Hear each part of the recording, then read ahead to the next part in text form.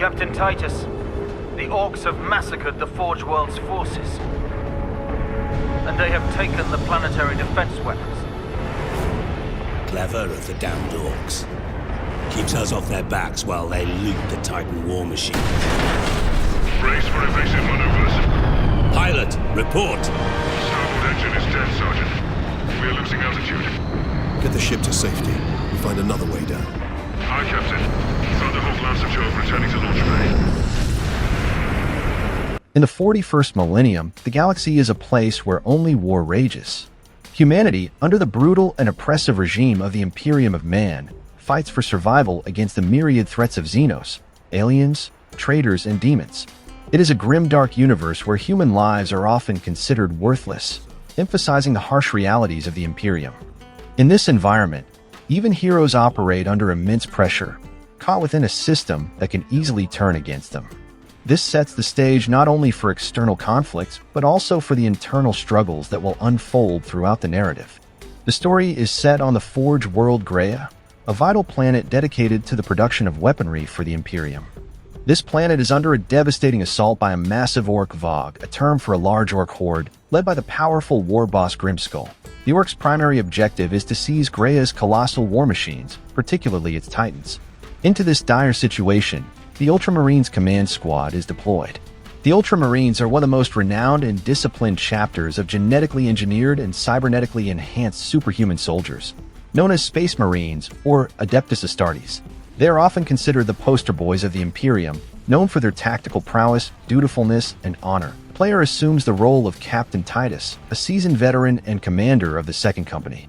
He is accompanied by his loyal and experienced subordinate, veteran Sergeant Sidonis, Orks have got that gun well defended, no mistake. and the relatively inexperienced, highly by-the-book tactical Marine Leandros. Leandros. Are you wounded? Their mission is to reinforce the local Imperial forces and reclaim the planet's vital manufacturing capabilities. The Ultramarines' arrival on Graia, via drop pods, is anything but subtle. They are immediately thrust into the heart of the Ork invasion. They land amidst the chaos, quickly engaging the Green Tide in a brutal mix of ranged firefights and savage close-quarters combat. Captain Titus, with his unique regenerative abilities and furious assaults, leads the charge, showcasing the superhuman might of a Space Marine. Further into their deployment, the Space Marines encounter the Astra Militarum, or Imperial Guard, the Imperium's regular human soldiers. These unaugmented troops are heavily beleaguered and on the verge of total annihilation, highlighting the sheer scale and ferocity of the Ork invasion. They link up with 2nd Lieutenant Miranda Mira Nero, the sole surviving junior officer who provides crucial intelligence and assistance. 2nd Lieutenant Mira, 203rd Cadian Regiment. Captain Titus of the Ultramarines. You are in command. I'm all that's left, my lord. Unless my commanders rise from the grave. So far, they seem content to stay put. Lieutenant, the scouts have returned to forward base. How many? 2. Damn. I sent out 10. One of the critical early objectives is to disable the planet's orbital defense cannons, which the Orks have commandeered. These guns prevent Imperial supply ships and reinforcements from reaching the besieged defenders. Titus and his squad fight their way through hordes of Orks to sabotage these massive weapons, a desperate act to open a lifeline for Graia. The Space Marines push deeper into Graia, eventually securing the mighty Titan Invictus, a colossal bipedal war machine produced on the Forge World. These Titans are humanity's ultimate engines of war, and their security is paramount. This act is a significant victory, providing a symbol of Imperial might and a potential turning point in the battle for Graia. The orbital spire. Target acquired. Firing now. Sire, preserve us.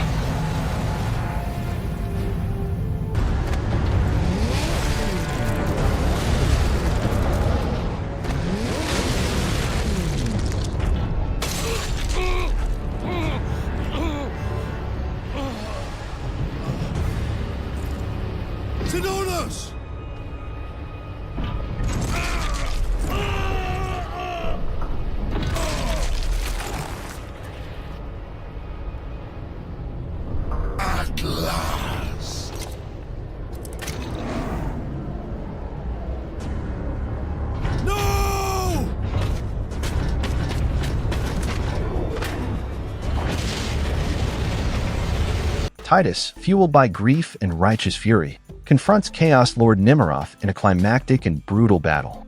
Nimmeroth, now empowered by the warp, taunts Titus, claiming that his unusual resistance to warp energies means he, too, is destined to become a Chaos Space Marine. Titus vehemently rejects Nimmeroth's claims, reaffirming his unwavering loyalty to the Emperor and his sole destiny to destroy the Imperium's enemies.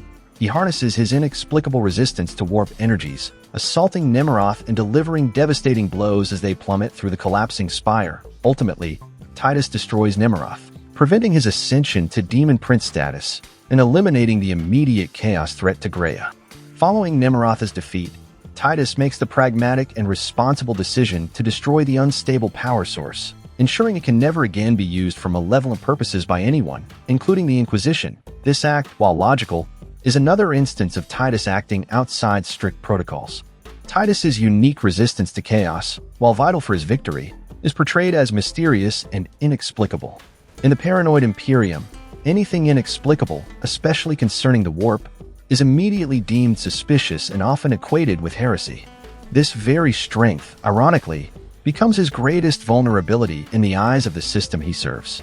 Titus's unique warp resistance cause allows him to defeat Nimmeroth effect, but this same resistance cause fuels Leandros' suspicion and accusation effect. His decision to destroy the power source cause further reinforces his independent thinking, which is viewed with suspicion by the Inquisition effect. This paradox is the central tragic irony of the narrative. Titus, the most loyal of heroes, is condemned not for failure, but for power that defies the Imperium's understanding and rigid rules. It highlights the self-destructive nature of Imperial paranoia and its inability to adapt or trust outside its dogmatic framework. With Nimmeroth defeated and the Spire destroyed, the full Imperial reinforcement fleet arrives, including more Ultramarines, Blood Ravens, and large numbers of Imperial Guard. Graia is secured, and the immediate threat neutralized. A glorious victory seems to have been achieved. But the triumph is short-lived for Captain Titus. Tactical Marine Leandros, ever the by-the-book loyalist, approaches Titus. Leandros believes Titus has been corrupted by chaos, citing his repeated exposure to warp energies and his inexplicable resistance to them. Leandros' rigid adherence to the Codex Astartes, the Ultramarines' strict doctrine, and his lack of understanding or trust in Titus's unconventional methods lead him to report his captain to the Inquisition.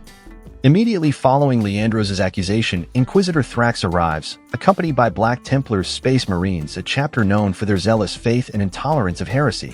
Thrax places Captain Titus under arrest, accusing him of heresy and potential corruption by chaos. Titus is given a choice: surrender or condemn his loyal allies to guilt by association.